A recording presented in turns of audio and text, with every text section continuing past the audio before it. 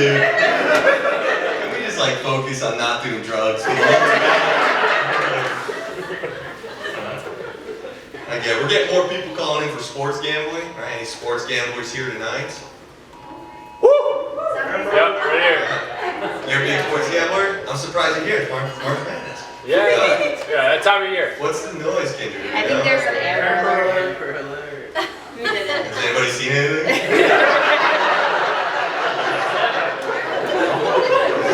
I need you right now. Alright. Should we read it? Is that the same? I didn't get one. I unsubscribed. I got it. I have to do a comedy show. Wait, does somebody have it? No, I What does it say? text my sister. Alright.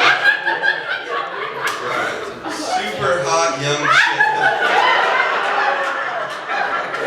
That's dumb. Let's talk about sports gambling. Let's get back into it. It's weird. We're getting people calling in to the rehab about people with sports gambling addiction. And I'm not surprised because it's become such a part of the zeitgeist, right? Like it's now such a popular thing. There's so many ads for it, and it's a little concerning, right? But when I really started to get concerned about it is when my mom started sports gambling. Right? That's not great. It's not great. Because it's one thing to watch your inheritance disappear because they get older and live a fulfilling life. It's another thing to watch your inheritance disappear because your mom's got a feeling on the over. You know, that's.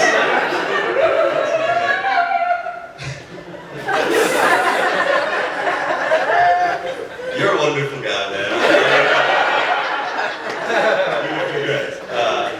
I don't know. I'm back in school. I'm getting my my master's in social work, right? And it's just me and 15 very nervous white women. They start every sentence with like, just from a woman's perspective, a female white woman's perspective, with privilege. I have privilege. It's like, dude, relax. You can say homeless, it's fine. I like it, but it's weird because I'm 33, right? And you know, my professors are like my age, right? It's fucking awkward, right? Like last week I did poorly on a test, and my 34-year-old professor kept me after class. She sat me down, and she's like, "Just want to check in. It's like everything all right at home?" Damn. So I kind of just panicked. I just said, "Well, you know, my dad wants me to go for varsity football, but I want to do it."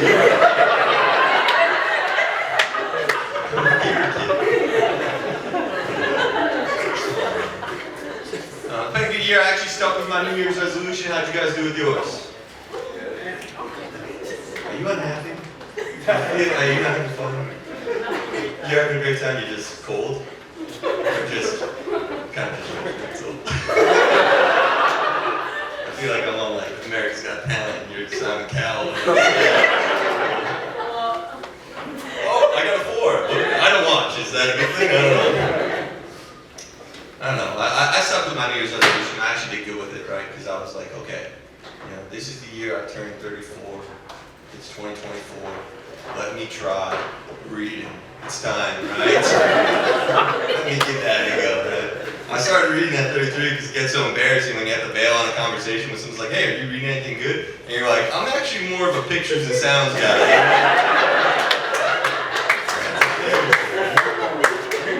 Yeah, you just started reading? Cool. No, I'm a pictures and sounds. I can tell the drool gave it away.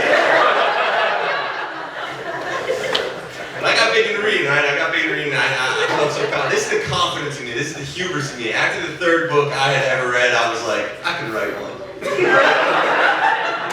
And I started writing a book, and the whole time I was like, wow, I'm good at this. I'm a novelist, right? And I wrote 30,000 words of a book, which is like a pretty big chunk, right? And I was proud of it. I was excited about it. I sent it to my older brother, thinking he was going to text me back and be like, "Oh my God, I finally love you." And instead he texted me back, he's like, "Jack, I read every word, not a single comma."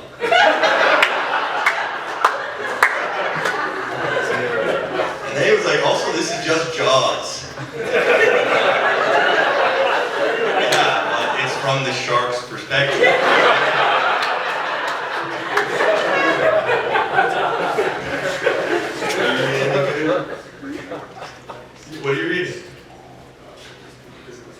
business books. You're a business boy? Yeah, business books. That sounds good. That sounds fun. I'm working on Frog and Toad and trying to move up. Yeah, the business books one day. That's good. Are you a sales boy? Oh, no. I should have been reading the business books. Oh, man. So my wife was the one who got me into reading. She's like, I don't want to be married to an idiot. You know? We got engaged during the pandemic, which is a weird time to get engaged, right? Taught me about my toxic masculinity. I have toxic masculinity. I know, you guys are surprised. I had toxic masculinity. I didn't really think I could have toxic masculinity because, like, you know, I've cried during an episode of the OC. I'm a favorite baker on Great British Bake Off. I didn't really think I could be toxically masculine, but I do have some of that, right? Because like a week before I got engaged, my boss got engaged. And he came in the office, he was like, hey guys, I just got engaged. And we said, way to go, congratulations. And then he was like, yeah, my girlfriend proposed to me. And we were like, neat. And in my head, I was like, fucking pussy. No,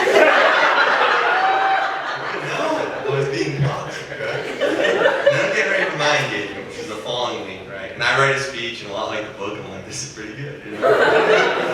We were supposed to be in France, but we couldn't go to France because of the pandemic. So I thought on my feet, I brought it to the next best place. I brought it to the Worcester Common. The Paris of Massachusetts. And the whole day I was super confident. I'm like, I got this. This will be easy, right? And I felt good about it. And I put down like a quilt, and I had like a little Eiffel Tower on it, and a baguette, you know, French shit. And the whole day I'm like, I got this. And then the moment finally comes, and I got super sweaty, I got super nervous, I got down on one knee, and I just went, that's good. And then she looked at me, and she said, do you want to marry me? I also got proposed to.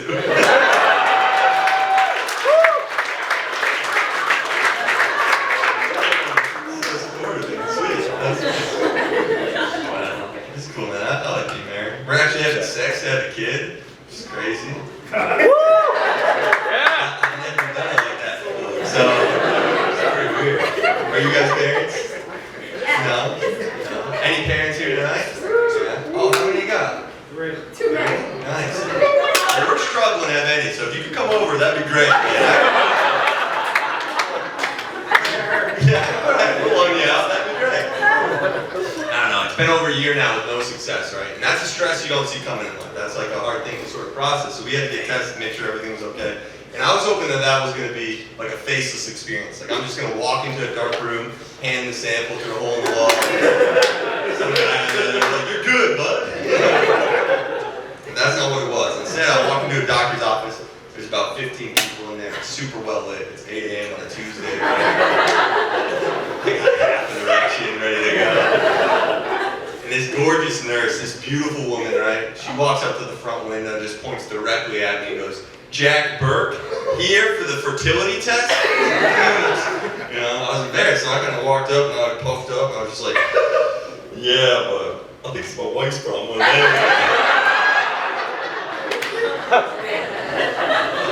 So the nurse walks me out to the bathroom to do the deed, right? And some of the guys, I'm looking for the fellas to support me here, right? Because, ladies, you might not know this, when you get your semen tested, you can't ejaculate for 3 full days. 3 full days. So, what does that mean? You're gonna be quick on the trigger. Yeah! Hell yeah! Yeah! All these guys, liars. That's right! Absolutely! Also, we've been sitting behind you the whole time, and you were like, you slapped your girlfriend's butt in public, buddy. Absolutely.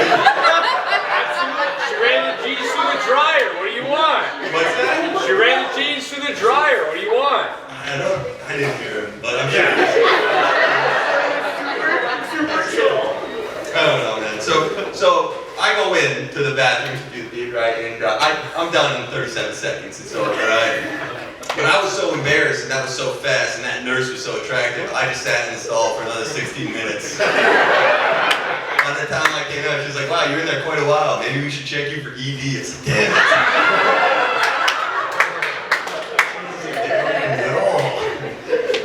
I used to drive for Lyft. That was probably my favorite job I ever had, right? You meet people, you're kind of on your own time.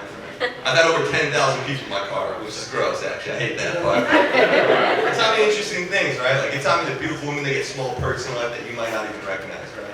Like, beautiful women, they get the benefit of the doubt. Like, I picked up this gorgeous woman once. She sat in my front seat, immediately started touching my phone, looking for music. Yeah, that's crazy behavior, right? No? Alright, then no. That's just like super entitled to touch a stranger's phone, right, without asking permission. And had she been ugly, I'd be like, you know what, cancel the ride, that was quick, you need to get out of the car. But because she was so beautiful, I was like, I think she likes me.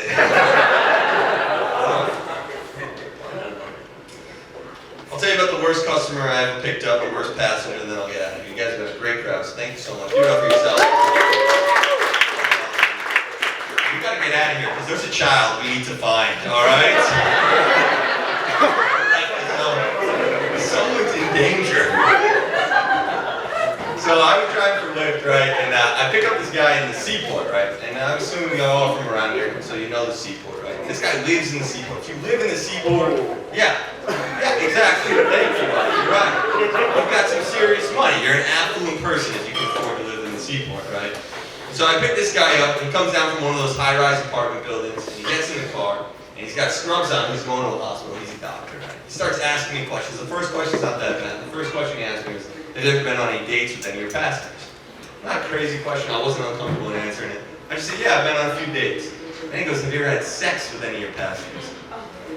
I was a little uncomfortable. I didn't really want to answer that, so I just said, hey man, I've been on a few dates, right?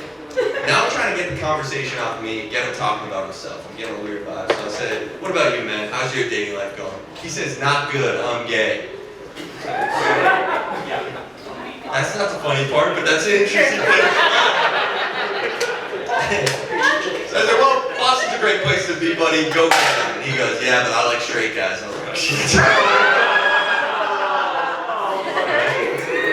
Now I'm trying to get off that topic, but he keeps pulling it back, right? Like everything I say, he just reverts it right back, right? So I go, where are you from? He goes, Dubai. I'm like, perfect, I can go with that. What's Dubai like? That sounds cool and interesting. He says, it's not. You can't be gay there. I'm like, damn it.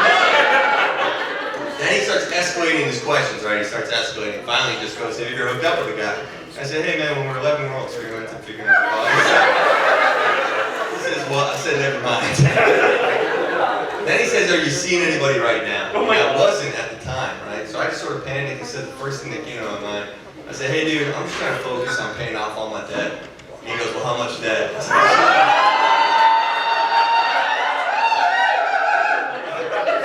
this conversation was only like 7 minutes, right? And it kind of fucked me up. I kind of hated how I felt, right? So I texted my guy friends about it. My guy friends were so supportive. They're like, that's fucked up. You crossed your boundaries. That's not all right. Yeah. I was supportive, right? Sweet. Then I texted my lady friends and they were like, welcome to the club, you know? Guys cross their boundaries all the time. Then I texted my parents about it and they were like, well, we're happy you're out of debt.